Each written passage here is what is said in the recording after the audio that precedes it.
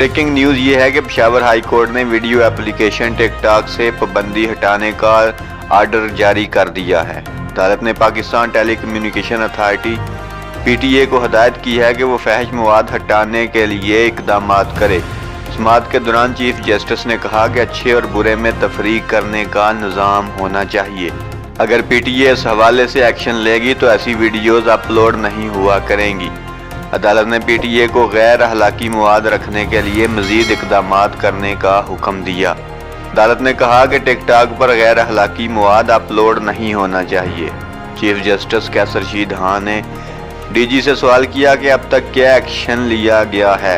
इसके जवाब में उन्होंने कहा कि टिकटॉक की इंतज़ामिया के साथ दोबारा मसले को उठाया गया है, जबकि टिकटॉक ने इस हवाले से फोकल पर्सन भी हायर किया है। टिकटॉक का कहना है कि जितना भी गैर अखलाकी मवाद अपलोड होगा इसको देखेंगे।